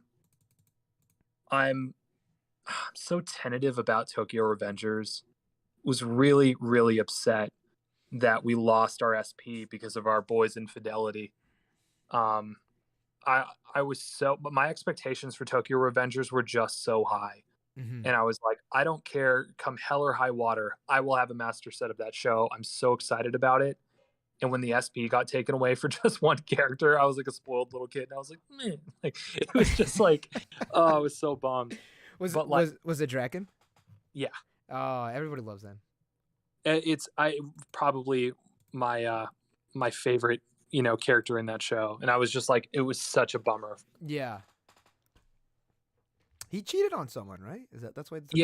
Just on Lisa. The singer of Crossing Fields, which is the like #1 OST forever. It's literally like the Celine Dion "My Heart Will Go On" of OSTs. Who would do that? Like, I don't like. Who would cheat in general, but specifically, who would cheat on Lisa? Yeah, I think it just comes with the territory. He's a good-looking guy. He's very famous out there, and there's probably a lot more opportunities for him after Tokyo Revengers came out, and he just blew it. Yeah, he did. Ted Turtle asks, which PS4 Persona game is your favorite? Honestly, the OG Persona 5 game is the most nostalgic for me. Like when I hold the sealed copy of that, like that one's awesome. Yeah. But Royal is superior. Royal is superior. I've played Persona 3 on the PlayStation 2. That's how old I am. It's a great game. That's a phenomenal game, yeah. I bought a sealed copy of it at Frankenstein the other day for like $40. I was so excited. Darcy said, "Hey, I'm selling Fate. Tell your friend to hit me up." I will. I'll let him know. I think we could end on this question. What do you think about... No, we got 2 more questions. I forgot. What do you think about the Weiss Schwarz community?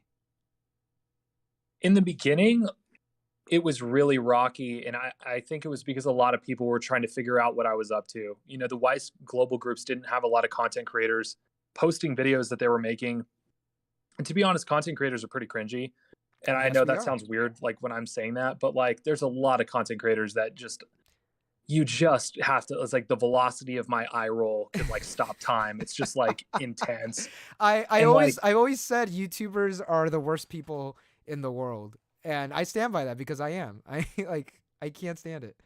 Okay, just to get into this, like I went to Comic-Con in LA, and there was these 4 Twitch streamers, and they were doing like the real life vlog, live streams, variety live streams. Yeah. And they came up to my friend Thomas and I, kind of not realizing that we were content creators, like that we, Thomas had 1.2 million followers and I have a couple too. And, they were trying to kind of be condescending and like trying to do like, kids that grew up in Southern California that think they're smarter than everyone and kind of take this like super subtly disrespectful kind of approach with conversations where they think you're not picking up on the fact that they're making fun of you. They're pulling that. I mean, it was like something out of a Netflix movie. But ultimately, they start realizing throughout this live stream that we have more followers than them, and they start warming up to us. And it was like the most like, how cliche is this? Like, is this a Netflix like high school like show? Like, what is happening? Like, are you that shallow? Like, now you're our best friend and you're following us around the show because you think you're going to get a follower out of it? Like, dude, like content creators on balance. And it's funny because I work in an ad agency and we like hire people for influencer campaigns and we do all that stuff. Yeah. I've met a lot of them, man, and like they can be cringy. So I feel like the Weiss community at first, like before they realize like, oh, he's not like as shitty as most people are, like it was pretty rough. But now that I've gotten to know everybody and I've gone to locals, dude, if locals is the crystallization of the Weiss community, then Weiss is the most non-toxic and beautiful community that there is.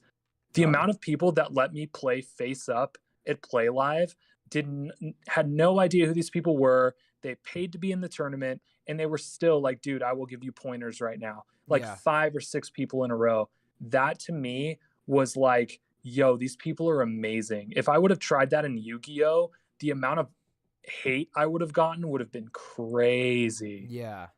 I do have a somewhat similar story about content creation, but very quickly, I have the complete opposite reaction whenever I go to locals. They are usually very mean to me, and really, yeah. Well, they're all my friends, but they always when I go to Table Salt, shout out to Chris. Whenever I every now and then I walk in, was like, yo, it's that YouTuber guy. Get his shoes, beat his ass. Don't let him win. Who's like, then when we're calling, it's like, Fern, you're playing this person. It's like, play Data Live. Like they do things like just to tease me. Like I love them all the time, but they tease me like that. They tease me like that. So I get in a sense, to someone who doesn't know that they are my friends, it looks like they're really, really fucking mean to me. So from an outsider, it looks like they're very, very mean to me. No, that familiarity is beautiful, man. That camaraderie. A lot of adults are missing that from their life. They go to work and they go home and they watch Netflix. Like the fact that we have actual friends at our age is actually not too common. And it's one of the things I think I love so much about the group, about our tournament nights, about this stuff is like social media can be so isolating, even though it's like fate connecting us. So to have these communities forming, whether it's digital or in person, like when we go to like Care Expo or like whatever, that to me is like, dude, that's priceless. Like that is the real shit. Yeah. Yeah, exactly. I do have one story to tell about, wait, I don't think you answered this. Do people at your work know that you make content? Or that you make videos? So they found out this year. Oh, no. It was such like so I have a business partner and then I have, like a couple people that I work with here and we work at an ad agency. Like what we do is social media apps. We build websites and like, again, like I hire influencers like for and I manage people that have like audiences and stuff like as part of my job. So like when I started getting brand deals, like I almost felt like it was surreal to them because like, again, I'm not a kid. I'm not doing dances. And I think in the office, it just kind of feels like, why is Alex's face at the eBay booth at Comic-Con? You know what I mean? Like everyone's just kind of like, why is this happening? Yeah. Like, who did you hack? Yeah. Like what, like this is a joke, right? Like it's surreal because it's like, I write the contracts for eBay to hire people half the time. And it's like, or like not for eBay, but for like a Monster Energy or like another client.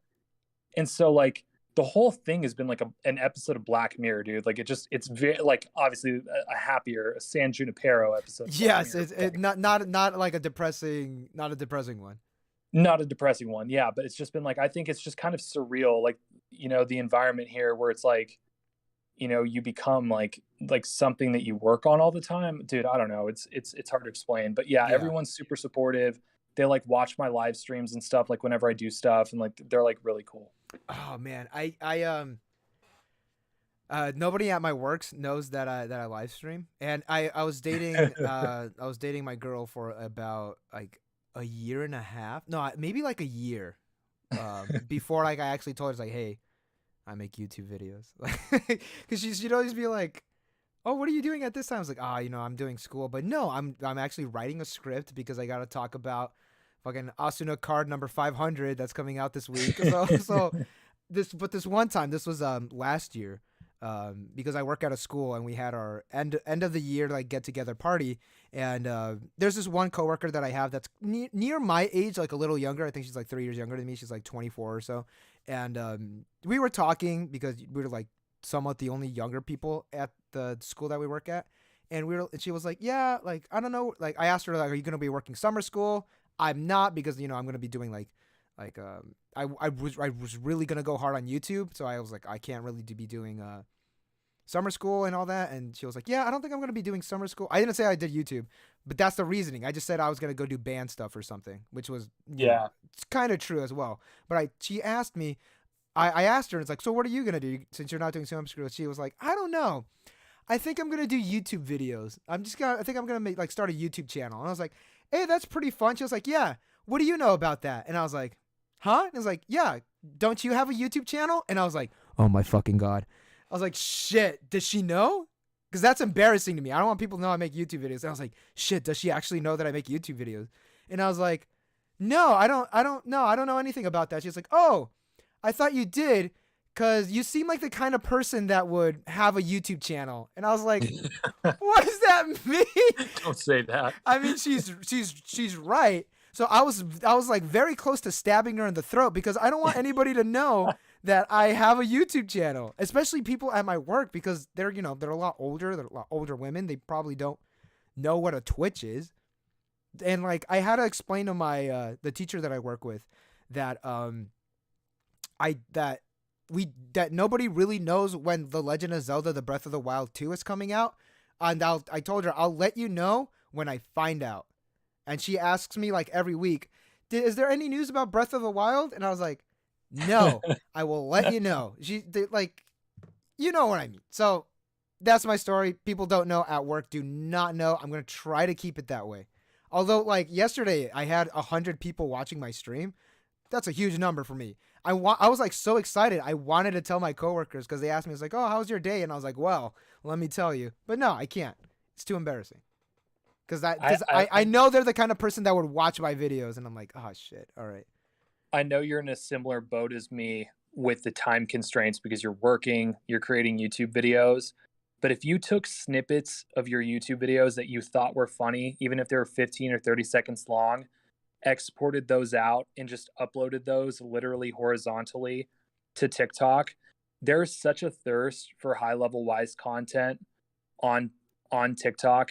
I swear, dude, if you just planted some seeds on that app every once in a while, like I would love to see you on my FYP. That's all I'm saying.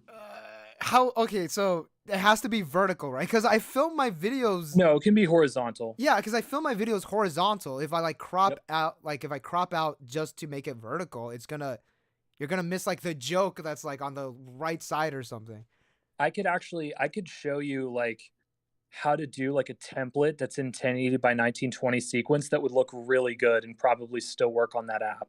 Because sometimes I have to modify horizontal videos to look better for vertical. There's ways to do it, dude. And it's like your videos already exist. They're already there, like my videos do exist.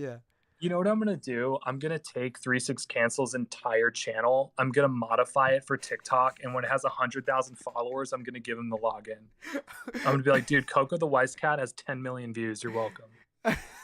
There is a video of Jack slapping Coco's tummy and it's making a sound. Put that up on TikTok. I'm sure it'll be fun. I was going to take, like, if we did like a video Zoom on here, I was going to frame the camera up exactly like 36 does and like have my cat on the counter petting him. That's funny. Just for the memes, would have been so good. Every time I play him, like I play Jack from 3-6 Cancel. Every time I play him, Coco always just walks by his entire play mat, his cards and everything, and he's just like, yeah, like Coco does that. And I'm like, that's not annoying. He's like, no, it does that all the time. I'm definitely allergic to cats. I cannot have cats. I cannot have cats. That's incredible, dude. I'm gonna get you a cat girl body pillow. I want to see if you're allergic. Dude, okay. I went over, like, me and the girl. We went to go visit her brother. I think he has like 3 cats. I could be wrong. Wow. I walked in immediately. My eyes were watering and my nose started to bleed. Oof. Like it's no joke. But one of my best friends, he has, what's this cat?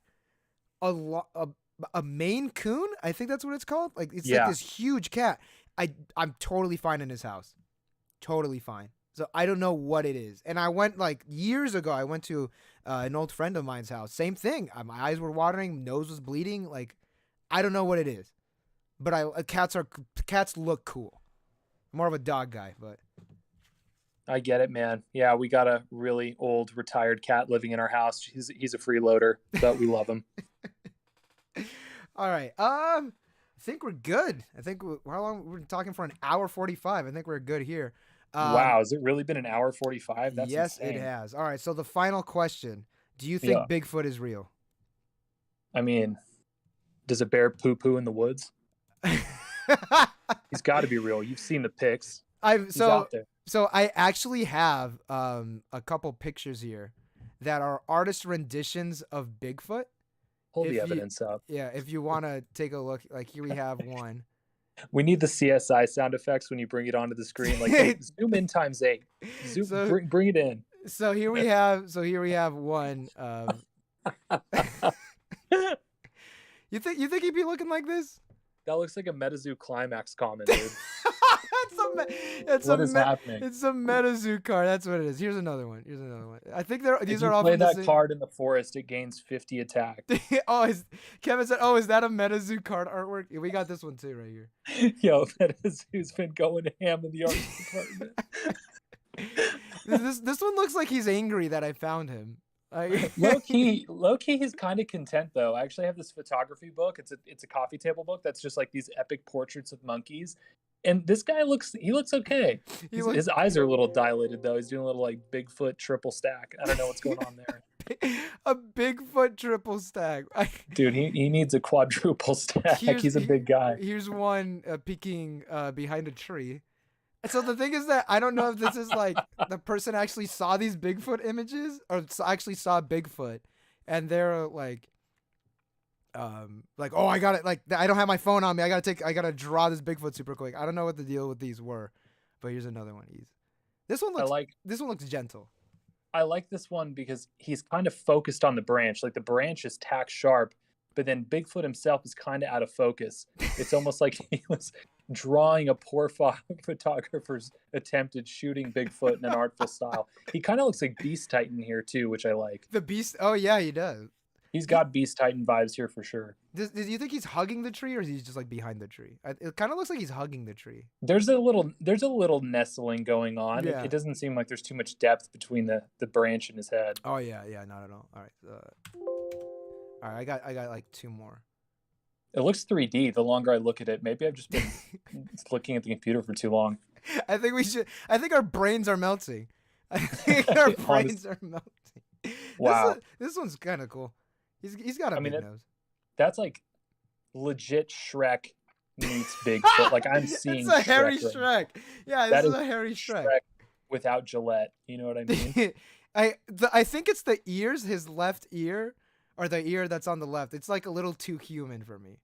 Kind of like if he shaved that beard down though, and he gave himself like a chin strap, he'd be a handsome Bigfoot. Oh yeah, it's a handsome Bigfoot right here. The artist's signature on there is so fire. Like that's one of like the dopest signatures I've ever seen. I got 2 more. This one's one of my favorite ones.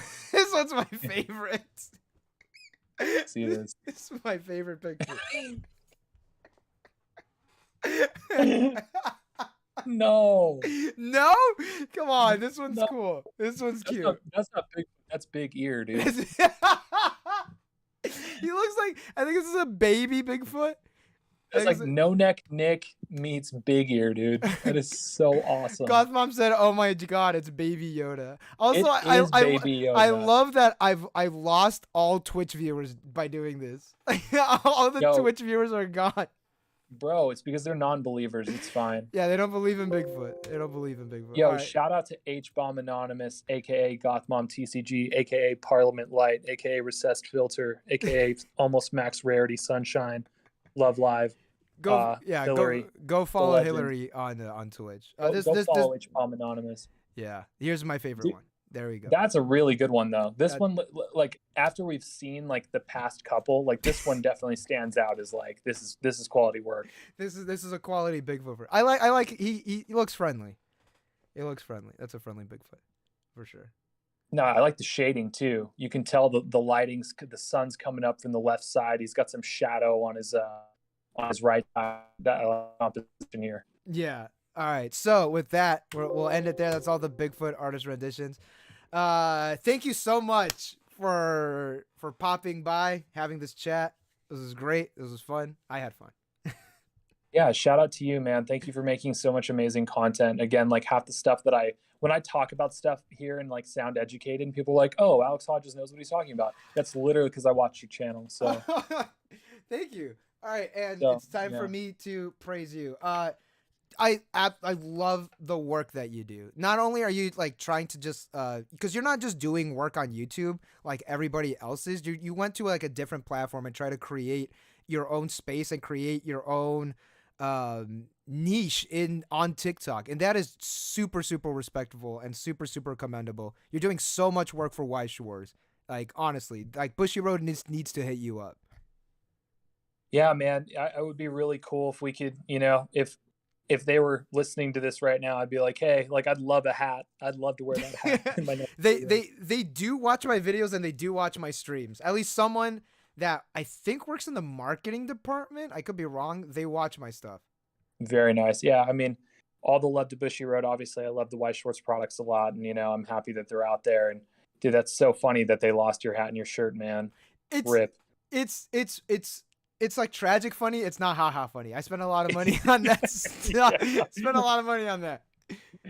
All right, dude. Well, hopefully I'll see you next Monday at the tourney. And, I'll talk to you soon after this. Yeah. All right. And peace. And thank you everybody in chat as well. Shout out to y'all. Thanks for stopping. Yeah. Shout out to the chat, man. All right. And we'll catch y'all later.